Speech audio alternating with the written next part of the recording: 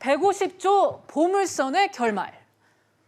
150조 원 상당의 러시아 보물선 돈스코이호 인양 사업을 한다면서 허위 사실을 뿌린 일당이 검찰에 고발됐습니다.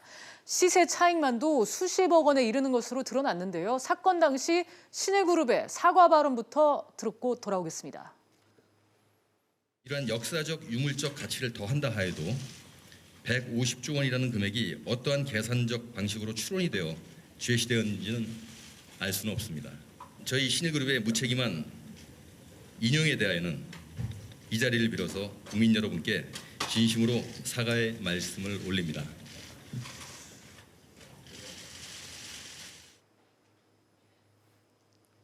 네, 이 기자회견 내용만 봐도 좀 황당하다고 할까요? 변호사님, 이게 어떤 사건이었죠? 예, 황당한 사건입니다. 참 네. 대동강물도 팔아먹는다 그러는데 그거보다 이거는 뭐 더한 사건인데요.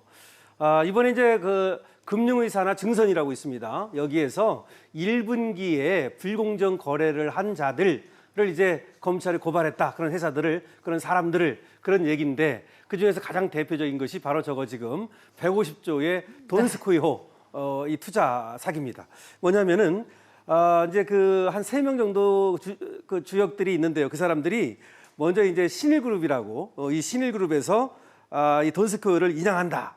이렇게 이제 퍼뜨립니다. 물론 이제 이것이 다 거짓말이었던 건데. 네. 그렇게 하면서 또 이제 그 신일그룹에서 이제 제일제강이라고 있어요. 제일제강. 또 이것을 인수한다 이래가지고 네. 제일제강 주가를 띄우게 만들고 또 이 신일그룹은 가상통화를 통해서 뭐 인수를 하겠다 이렇게 해가지고서 결국은 이 제일제강을 띄운다든지 하는 방법으로 평가 차익을 58억 6천만 원 정도 이렇게 이제 또 부당이익을 취득했고요. 네. 그리고 또 여러 가지 방법으로 부당이득을 취득했다고 그래가지고 이번에 8명에 대해서 지금 고발 조치를 했고요. 그다음에 보물선 탐사 이걸 도와준 사람들이 있거든요. 그 사람 3명에 대해서도 검찰에 고발했다. 네. 이런 내용이 이제 주요 내용입니다. 네, 그러니까 변호사님 말씀을 좀 간단하게 정리를 해보면 이 신일그룹이라는 회사가 이 150조 원 가치가 있는 보물선을 인양하겠다. 인양한다. 그랬고 동시에 이 제일제강이라는 회사를 인수하겠다. 인수를 한다. 예. 그러면서 이제 제일제강 주가를 크게 그렇죠. 띄웠죠. 제일제강 주가를 띄워가지고 네. 거기서 약 60억 정도에 해당하는 부당이득을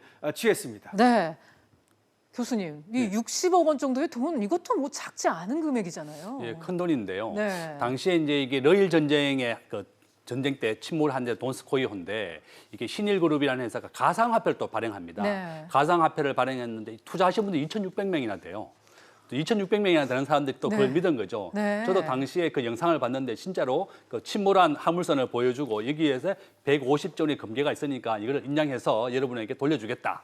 뭐 그렇게 하는데 보통 뭐 시세 차익을 10배 정도 올려주겠다. 네. 많이 투자해달라 이렇게 했고 가상화폐를 투자한 그 금액 2,600명한테 받은 돈으로 또 제일제강 주식을 당시 1,000원이었는데 이게 5,000원까지 5배까지 올렸습니다. 그렇게 해서 자기들이 이제 투자한 금액의 10배 이상 큰 돈을 돌려줄 테니까 투자를 많이 해달라고 했고 많은 사람들이 2,600명에 또 믿은 거예요. 또 그런 뉴스를 믿고 또 투자했었는데 네. 정말 중요한 것은 주식 투자의 제일 중요한 게 이제 우리가 보통 수익성, 안전성, 황금성이라 부릅니다. 가장 중요한 게 안전성이거든요. 네. 저는 보통 주식을 권유하고 물어보면 저한테 항상 시가총액 30위 이내 기업만 해라. 네.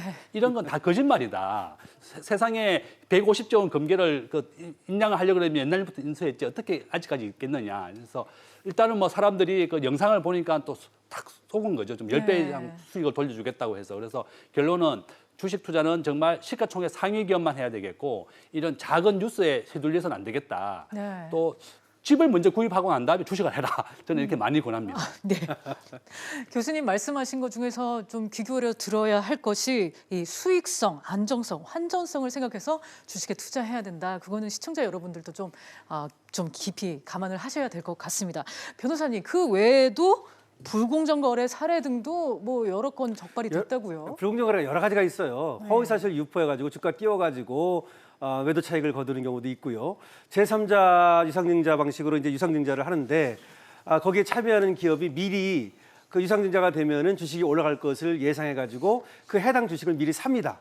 그래가지고 유상증자가 끝난 후에 주식이 올라가니까 그걸 팔아요. 뭐 그렇게 해가지고 또 이익을 거둔 업체가 한 4억 9천만 원 정도 이익을 거둔 업체가 있고요. 또 대표적인 게 뭐냐면은 어떤 업체는 약 400억 정도의 이익을 거뒀는데요. 어떻게 했냐면 먼저 이 비상장 회사거든요. 네. 그러니까 비상장 회사는 공시 의무가 없거든요. 그걸 이용해 가지고는 허위 계약을 했다고 거짓말로 얘기를 합니다. 그래 가지고 전환사채를 발행을 해요. 그런 다음에 전환사채가 이제 올라갈 거 아닙니까? 그러면 또 그때 또 대거 그 큰 계약을 했다. 이렇게 큰 계약을 했다고 허위 공시를 해가지고 주가를 올립니다. 네. 그래서 그것을 매도한다든지 뭐 이런 식으로 그러니까 내부자 정보를 이용하거나 허위 사실을 유포하거나 등등의 방법으로 부정하게 이득을 취한 사람들이 이번에 검찰에 이제 고발이 됐습니다. 네, 알겠습니다. 오늘은 김대중 교수 그리고 강신업 변호사와 함께 오늘 이슈 세 가지 짚어봤습니다. 두 분 말씀 감사합니다.